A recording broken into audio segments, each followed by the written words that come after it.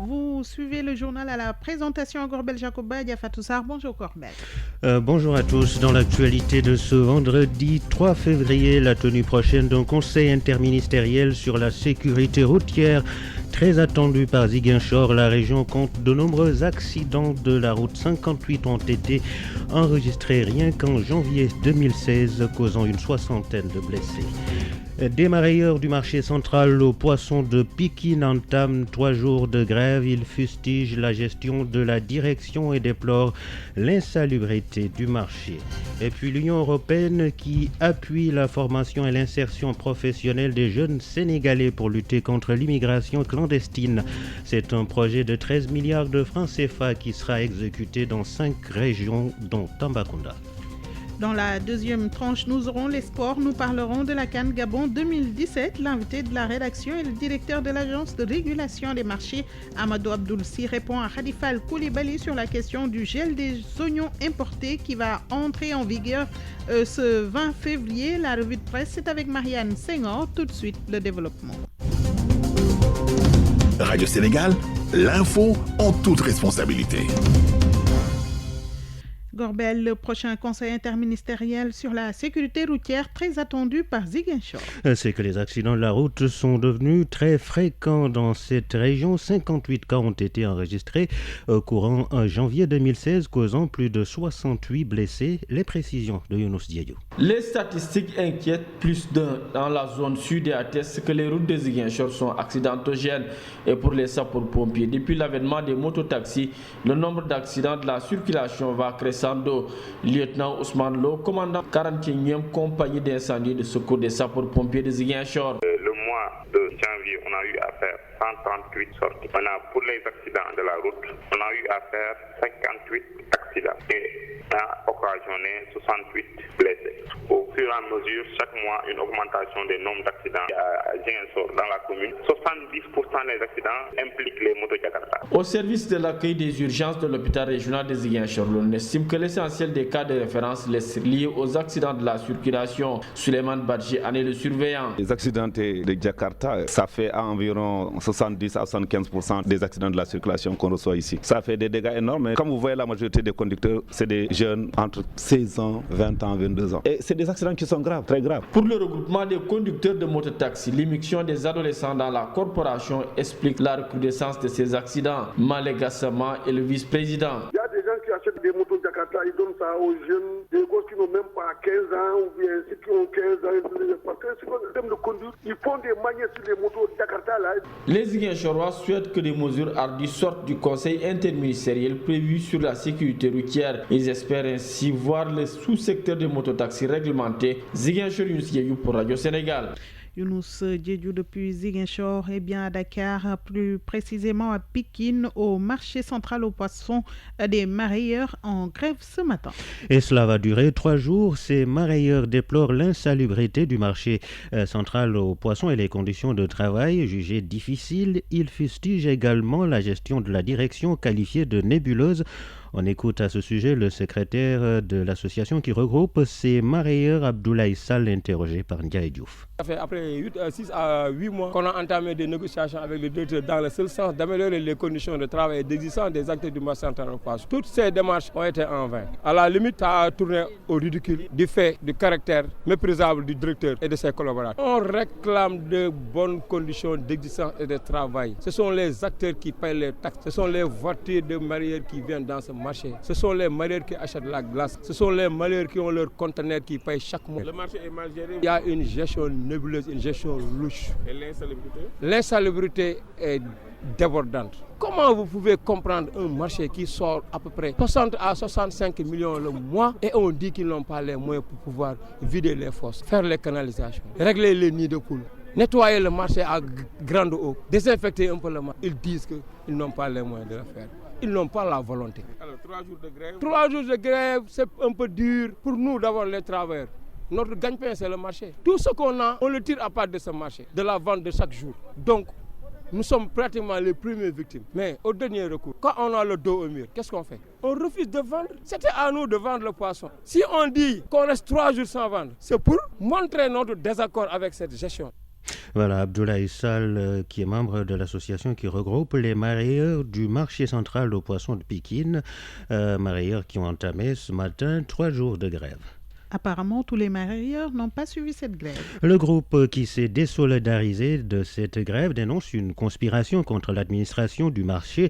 Pour ce qui est de l'assainissement de ce lieu de commerce, les marailleurs soutiennent que le chef de l'État a promis sa réhabilitation. On écoute à ce sujet l'un de ces marailleurs, Mohamed Mbaye, interrogé par Ndiaye Diouf. On a appris qu'il y a effectivement un modèle de grève qui est lancé. Le motif réel, on ne le sait pas. Ça marche, à part le problème d'assainissement là, qui est actuellement en cours. Il y a des problèmes et que le président a donné des instructions pour effectivement l'assainissement soit effectivement réalisé. Moi, je ne vois pas d'autre problème qui est actuellement dans ce marché. À part l'insalubrité actuellement que nous tous nous voyons dans le marché actuellement. Non, ce n'est pas une mauvaise gestion. C'est juste à d'anciennes installations de tuyaux, effectivement, qu'on a installées il y a 24 ans de cela. Effectivement, ces tuyaux-là ne tiennent plus la capacité actuellement que le marché contient actuellement. Le marché est vétus. Effectivement. Ils sont internalisés parce qu'il n'y a pas qu'un jour. Eux-mêmes, ils ont eu à féliciter le président de la République des initiatives prises vis-à-vis du marché. Et même pas 3 jours, ils reviennent encore pour décréter un modèle de grève. On ne comprend pas. Non, on ne suit pas la grève. Nous n'allons pas en grève. Nous allons travailler vendredi, samedi et dimanche. En ce qui concerne le directeur général du marché, quand il est arrivé dans le marché, il a trouvé des problèmes. Mais en 2 ans, il y a eu des réalisations. Il y a eu des chambres froides, il y a eu des usines de glace. Je crois que le problème est réglé maintenant. Voilà, Mohamed Mbaye, membre de ce groupe de marailleurs qui s'est désolidarisé de la grève des marailleurs du marché central aux poissons de Pikine. 13h passées de 6 minutes, vous suivez les informations sur Radio Sénégal. Et puis lutte contre l'immigration clandestine, l'Union européenne appuie la formation et l'insertion professionnelle des jeunes Sénégalais. C'est à travers le projet Accès équitable à la formation professionnelle qui bénéficie d'un financement de 13 milliards de francs CFA de l'Union européenne. L'objectif est de former des jeunes et les fixer dans leur terroir à travers une insertion professionnelle. Ce projet sera déroulé dans 5 régions, dont Tambacounda, où il a fait l'objet d'un CRD. Le point avec Adam Alaï. La région de Tambacounda va bénéficier de ce projet SEN 801 ou accès équitable à la formation professionnelle ACFOP financé par l'Union européenne pour un montant total de 13 milliards de francs CFA. Ce projet va intervenir dans 5 régions dont celle de Tambacounda. La mise en œuvre est assurée par la coopération luxembourgeoise. Malik Faye, chef du bureau du ministère de la formation professionnelle, de l'apprentissage et de l'artisanat, point focal du dit projet. Le projet ACFOP veut surtout prendre en charge les jeunes qui ont été rapatriés d'Europe et d'Asie et d'Afrique même pour leur proposer des offres de formation en adéquation avec les besoins de la région en vue de les fixer et de les insérer dans le tissu économique pour ne pas que ces jeunes soient tentés par l'aventure. En matière de projet, l'Union européenne a investi beaucoup d'argent au Sénégal. Clarisse Lioto, gestionnaire du programme Fonds fiduciaire d'urgence pour l'Afrique. Ce sont des projets qui visent à développer notamment les opportunités économiques, la création d'emplois dans les zones qui sont identifiées comme les régions principales de départ de migrants. Ce comité régional de développement CRD sur ce lancement du nouveau projet, présidé par l'adjointe au gouverneur chargé du développement Awa Ndiaye Diop, a vu la participation des préfets, maires et entre autres chefs de services régionaux. Adam Alaï, Tambacounda, pour Radio Sénégal. Direction Kaolack pour parler de l'ouverture hier de sa 2e foire internationale. Cette foire porte cette année sur le thème de l'enjeu du partenariat Sud-Sud dans l'émergence des pays de la CEDEAO. À l'ouverture hier, le ministre en charge du plan Sénégal émergent a réaffirmé la volonté du gouvernement à booster l'économie de Kaolack, une région carrefour. Correspondance Neifatou Ndiaye. La cérémonie d'ouverture de cette 2e édition de la foire internationale de Kaolack était le cadre propice pour le ministre en charge du PSE de rappeler la place qu'occupe la région dans l'économie de la sous-région, notamment du pays. Le thème partenariat Sud-Sud, un enjeu majeur de l'émergence dans l'espace CEDEAO, met en relief l'importance de l'intégration économique régionale dans le plan Sénégal émergent. Abdou Aziz Tal, ministre en charge du PSE. Carrefour d'échanges internationaux entre le Sénégal et les pays de la sous-région. Kaolack a été toujours au cœur de l'histoire politique et du développement économique et social de notre pays, en particulier dans le domaine de l'économie arachidière. Le ministre a également rassuré les acteurs économiques locaux par rapport aux engagements du chef de l'État de booster l'économie de la région. Abdou Aziz Tall n'a pas manqué de revenir sur les réalisations déjà effectuées en ce sens. La construction des axes routiers d'Ingiray, Keraï, Kermalik Ndiaye, Sokone et Fatiaolak, l'embellie dotée dans la filière arachidière avec des niveaux annuels de production dépassant en moyenne 1 million de tonnes et des niveaux records d'exportation. Le retour de la Sonacos SA dans le giron public avec des investissements importants de la part de l'État pour son redressement. Des réformes consulaires sont initiées par l'État en collaboration avec les secteurs privés. Cette foire contribue au développement et à la sécurisation des relations socio-économiques des pays membres. Son Excellence Elot et Gopijat, chargé d'affaires du Nigeria, a représenté son pays, invité d'honneur de la FICA. Ndeye Fatou Ndiaye, Kaolack, RTS. Ce samedi 4 février, l'émission Le Débat, animée par Arona Gaye, reçoit Yaya Sané, membre de la Fédération nationale des cadres libéraux, membre du comité directeur du PDS, professeur Fallou Gueye, membre du secrétariat national du Rassemblement des travailleurs africains, section Sénégal, Amadou Sène Niang, secrétaire général de And Defar Sénégal, ADS Garab non aligné, et un représentant de l'APR. 2 sujets sont à l'ordre du jour, l'enseignement supérieur, état des lieux, contraintes et perspectives. Le deuxième sujet va porter sur la polémique autour de l'indice de perception de la corruption. Le débat, c'est ce samedi 4 février de 13h30 à 15h, émission animée par Arona Gaye. 13h passées 11 minutes en politique, l'on se pose une question. Talla Sylla va-t-il revenir au sein de l'Alliance Diofdiel? La question sera sans doute au centre du congrès de la formation politique que le maire de Thiès avait quitté en 2012, congrès qui se tient les 11 et 12 février à Thiès.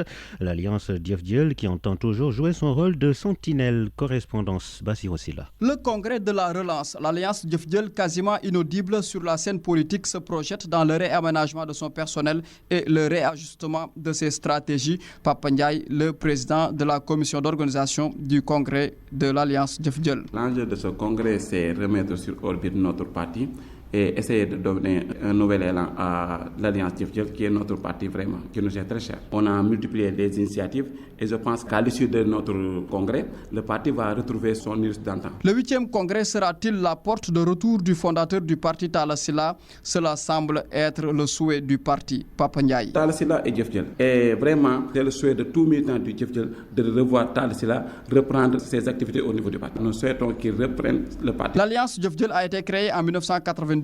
Son fondateur Talla Sylla l'a quitté à 3 reprises.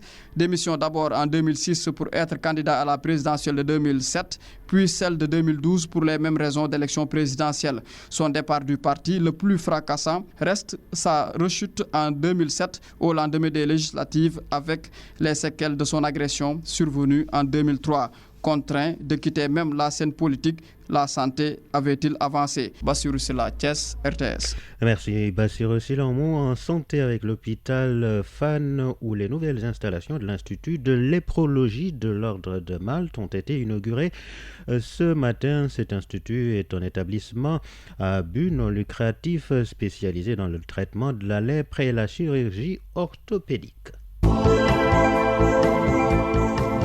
Le monde bouge et vous devez le savoir. C'est pourquoi Radio Sénégal vous tient informé des faits, gestes et paroles qui impactent la marche du monde.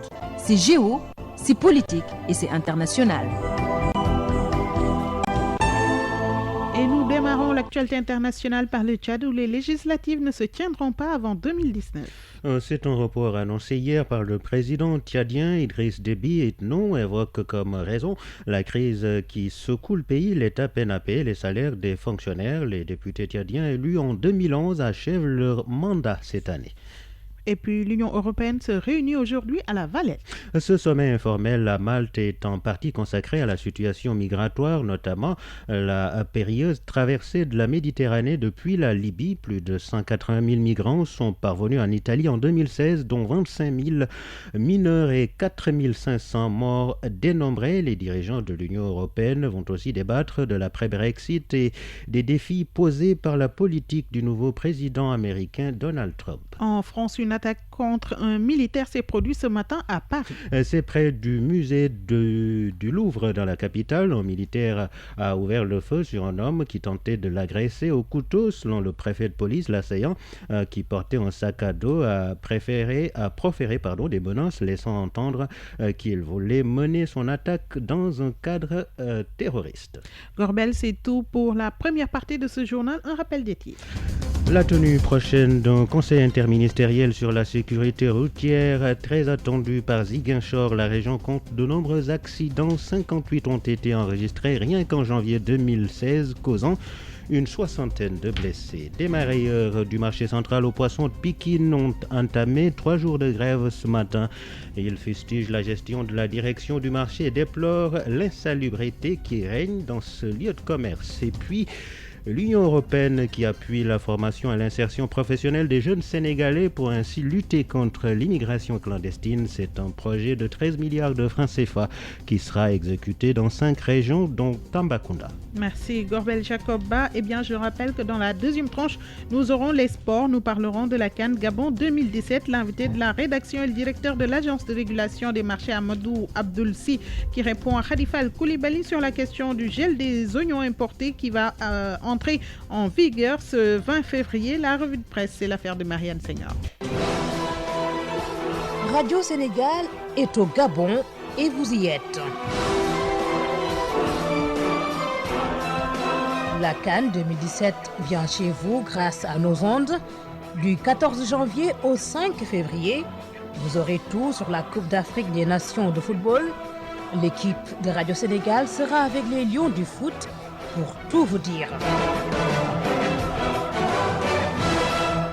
Et voilà, nous sommes au Gabon. Nous y restons pour parler bien sûr du Cameroun qui a rejoint l'Égypte en finale de la CAN Gabon 2017 de football. Les Lions indoptables ont sorti les Black Stars du Ghana ce jeudi par 2-0 grâce à Michael Ngad et surtout Christian Basso-Gog, homme du match. Je vous propose de l'écouter ainsi que le sélectionneur Hugo Bross du Cameroun au micro de nos envoyés spéciaux Tanda Khanya et Benoît Badiane. Mon sentiment ce soir, c'est le bonheur. Rien que le bonheur. Maintenant, on doit savourer la demi-finale qu'on a pu remporter. Donc juste après, on va tourner la page et regarder la finale. Pour nous, c'est vraiment un rêve d'arriver en finale de la CAN. Depuis le début de la CAN, le Cameroun, on le connaît, c'est une équipe qui ne se laisse pas faire, qui va jusqu'au bout, jusqu'à la dernière seconde chaque match. Et aujourd'hui, on a fait la même chose. Je pense qu'on a très bien commencé le match avec quelques occasions. Le deuxième mi-temps, à certains moments, on a un peu souffert. Mais là, naturellement, il faut un peu de chance. Et cette chance, nous avons eu au moment qu'on marque le premier but. Le deuxième but, là, le Ghana a tout essayé pour égaliser. Et l'espace était là et on a marqué ce deuxième but. Encore une fois, je suis très content, surtout pour le groupe. More than unhappy. We wanted so much to be in the final. We did everything to be in the final. We dominated the game. Second half completely we dominated the game, and then first attack, even not attack, set pieces of Cameroon, and they scored. So it's very annoying because to lose this game, it's sad for us. I congratulate. Merci à Tandakhadia et Benoît Badiane, envoyés spéciaux au Gabon. Et puis nous parlons toujours de la CAN. Le Cameroun a rejoint hier l'Égypte en finale, vainqueur des Black Stars du Ghana en demi-finale sur le score de 2-0. Les Lions indomptables s'offrent ainsi une revanche contre les Pharaons d'Égypte. La finale Cameroun-Égypte est prévue dimanche et la petite finale entre le Burkina Faso et le Ghana est prévue demain à 19h GMT. Nous parlons de championnat en Europe, en France, pour démarrer début de la 23e journée journée de la Ligue 1 à 19h45, Metz-Marseille en Allemagne. Début de la 19e journée avancée de la Bundesliga au programme à 19h30. Hambourg et Bayern en Espagne. Début ce vendredi de la 21e journée de la Ligue à 19h45. La Corogne reçoit le Betis. Et puis Magnouk pour la suppression du match de la 3e place et 4e place en phase finale de CAN. L'enfant de Molorten qui n'arrive toujours pas à digérer le retour des Lions de la Teranga donne rendez-vous aux sportifs le jour de la finale pour d'autres révélations. Cherfal. Qui du Cameroun ou de l'Égypte pour soulever la Coupe d'Afrique des Nations 2017? Magnouk, qui aime souvent se baser sur des repères pour se fixer des orientations, reste dubitatif. Car pour l'affiche de la finale de cette CAN qui se déroule au Gabon, les paris restent ouverts. L'Égypte est à la recherche d'un 8e titre, tandis que le Cameroun ne cracherait pas sur un 5e titre. Ainsi, avec ce palmarès aussi glorieux que riche de ces deux prétendants, il sera difficile de sortir un vainqueur avant la lettre. L'enfant de Molorten, qui s'est toujours interdit de faire des calculs et autres combinaisons, promet de déroger à la règle. Il va sortir un vainqueur avant le coup de sifflet final de cette CAN, assurément riche en enseignements. Il donne rendez-vous dimanche, jour de rideau pour ce marathon. Auparavant, le Ghana et le Burkina Faso joueront la 3e et 4e place. Magnouk ne s'intéresse pas à cette rencontre de trop. La CAF doit revoir la formule. La coupe n'est pas un gâteau à se partager.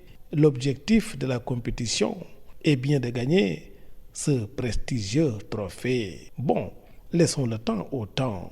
Vous comprenez que depuis la chute des Lions de la Teranga, Magnouk n'est plus emballé. Il a perdu son ardeur. Il n'a plus la parole volubile.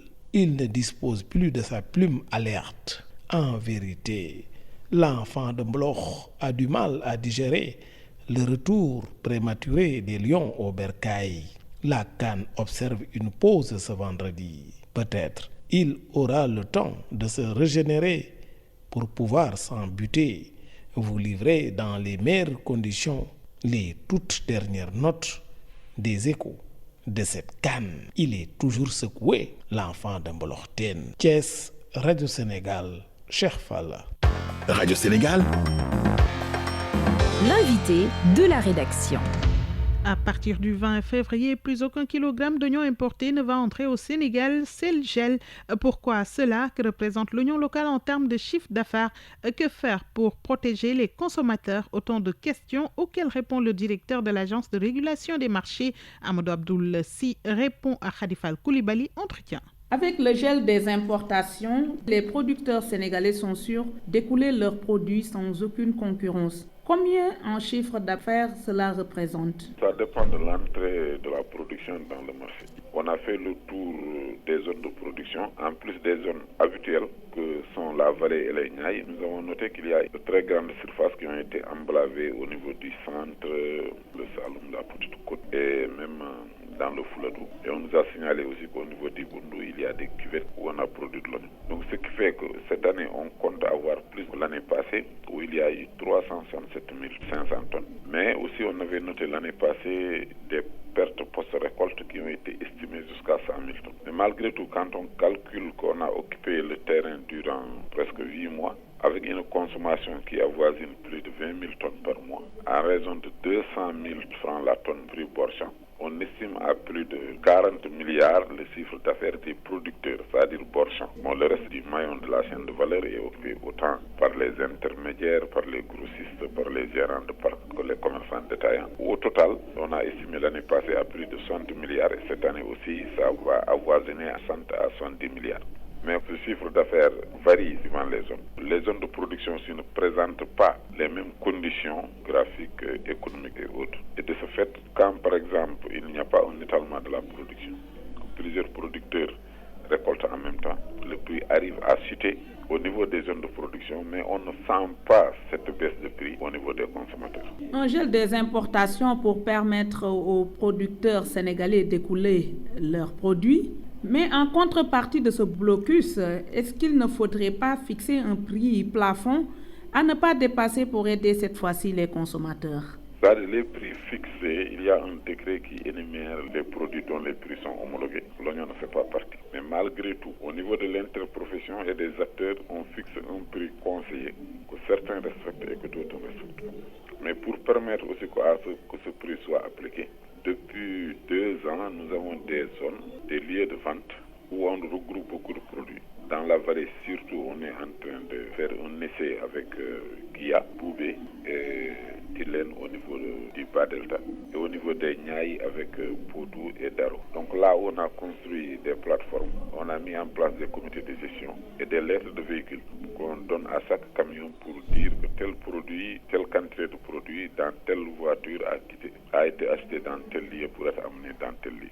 Et là, on respecte le prix. Mais il est très difficile de surveiller partout au Sénégal où on produit de l'oignon. Mais on est en train de faire tout avec les grandes zones aussi de consommation. Sont Dakar avec le marché de Thiaroye, le marché de Gueltapé et de Rufisque, d'avoir des agents là-bas pour que le prix soit respecté. Pourquoi c'est difficile de surveiller le marché? Est-ce un problème de ressources humaines ou de moyens financiers? Il y a un problème de ressources humaines, il y a un problème de moyens et il y a un problème juridique. Un prix confié n'est pas d'application obligatoire. Parce que dans le régime des prix, il y a un prix qui est fixé de manière autoritaire. Il y a des prix qui sont homologués, c'est sur la base de l'ensemble des coûts supportés que l'État met une marge bénéficiaire. Et il y a des prix qui sont conseillés, il y a des prix qui sont libres. Est-ce justifié que l'oignon local coûte beaucoup plus cher que l'oignon importé qui supporte les coûts du transport et les droits de douane? L'oignon importé va de l'importateur, donc sort du port de l'importateur au grossiste détail. L'autre produit, à partir du producteur local, il y a plusieurs intermédiaires. Il arrive que le prix soit très bas au niveau des zones de production et très élevé au niveau de la ville. On a eu un entretien avec des informaticiens. C'était pour avoir un système d'information qui permet aux producteurs de savoir quel est le prix de vente, par exemple, dans les parcs à Dakar, et que les parcs aussi puissent savoir la quantité disponible. Et par rapport à ça, donc, qu'on agit sur le prix. Bon, on est en train de discuter avec plusieurs organisations. On est en train de voir quel est le système à mettre en place. Mais là aussi se pose le problème du matériel d'informatique, géolocalisation des marchés. On est en train de voir avec les autres agences de l'État qui s'occupent de la question comment le faire. Est-ce qu'il n'y a pas des efforts à faire pour améliorer le conditionnement de l'oignon local? Oui, on est en train aussi sur ce point, en rapport avec les points de groupage de l'oignon, à Potou, à Tilène, à Guia et à Boubé, de discuter avec des privés pour mettre en place des unités de calibrage et de conditionnement qui vont respecter les normes établies, à savoir 25 kg, mais aussi mettre les oignons de même calibre dans le même sac. Et là, ce sont des unités de séchage que les privés vont mettre en place. On est en train d'étudier les conditions. Comme on a réussi le défi de la quantité et de la distribution, de réussir aussi le défi de la qualité. Monsieur Amadou Abdoulsi, je vous remercie. Merci, je remercie la RTS. Radio Sénégal, la revue de presse. C'est avec Marianne Senghor. 5e édition de la grande rentrée citoyenne, la directrice d'Intelligence Magazine a réussi le pari de la mobilisation. D'après les Échos, cet événement qui réunit des milliers d'élèves et étudiants a permis à Amissar Fall d'offrir l'exemple d'hommes et de femmes au parcours atypique à la jeune génération. Mais selon le journal, l'édition de cette année revêt une certaine spécificité avec le choix du président Macky Sall comme mentor. Entre souvenirs et suggestions, le président de la République s'est livré à cœur ouvert aux jeunes élèves et étudiants venus assister à la rencontre. Macky Sall fait son portrait avec intelligence, titre le quotidien. Dans la tribune, Macky Sall raconte sa vie. Il déclare avoir fait la grève, avoir chômé, avoir dansé. Il a aussi dit qu'il aimait Pata Pata. Il adore Harmbé Madiaga et le Ngoyan, mais révèle qu'il n'avait pas l'ambition d'être président de la République. Dans Walf Quotidien, il précise que même en tant qu'homme politique, cette ambition ne l'a animé qu'à l'Assemblée nationale lorsqu'on lui a imposé un combat de principe. C'est cette injustice qu'il a subie sous Wade qui l'a poussé à devenir président de la République, dit-il dans Le Témoin. Par contre, déclare le chef de l'État dans l'Observateur, il y a des gens qui sont devenus fous car ils veulent coûte que coûte devenir président de la République. Dans Le Soleil, Macky Sall a dit sa fierté d'être être un pur produit de l'école publique sénégalaise. Et il a, à cet égard, remercié ses parents qui, dit-il, malgré des moyens très modestes, ont su lui inculquer la culture de l'effort qui lui a permis de traverser les aléas de la vie. Dans l'AS, l'initiatrice de la 5e édition de la grande rentrée citoyenne demande aux étudiants de tout faire pour être leaders dans leur génération, que cela soit en politique, art, médecine ou dans d'autres domaines. Et d'après Amissar Fall, cette ambition, il faut la travailler tout de suite parce que, dit-elle, demain commence par aujourd'hui. Manqueur sans diplomatie, titre l'AS. D'après le journal, le ministre des Affaires étrangères a fait face hier à la presse pour déplorer le manque de solidarité des pays de la CEDEAO. Le ministre des Affaires étrangères sur l'échec de Bathily, affaire étrange, titre le quotidien. Dans ce journal, Mankeur Ndiaye affirme ne même pas être sûr que les 10 voix que nous avons eues viennent toutes de la CEDEAO. Dans le Témoin, il précise que notre échec n'est pas synonyme d'un isolement diplomatique. D'après Le Soleil, ce que Dakar regrette dans cette élection, c'est que la consigne qui avait été faite par la présidente du Libéria, à savoir de voter collectif pour le candidat Bathily, n'a pas été respectée. CAN 2017, le Cameroun rejoint l'Égypte en finale, titre 24 heures. Duel de guerriers, écrit la Tribune Sport. Indomptable Cameroun, s'exclame l'Observateur. D'après Stade, les Camerounais se sont ainsi offert une opportunité rêvée de prendre leur revanche sur l'Égypte qu'il avait emporté en 2008 par 1-0. Signe du destin, le Cameroun avait déjà acquis à l'époque son billet pour la finale contre, tenez-vous bien, le Ghana. Merci à Marianne Senghor pour la revue de presse qui met un terme à ce journal. Merci à l'équipe technique Amadou Ndiaye, Marie-Jo Faye, CDM, Ousmane Diop, réalisation André Noël Tchondoum, présentation Gorbel Jacoba, Diafatou Sarr. Merci de l'aimable écoute. Nos programmes se poursuivent sur nos différentes antennes. Excellent après-midi.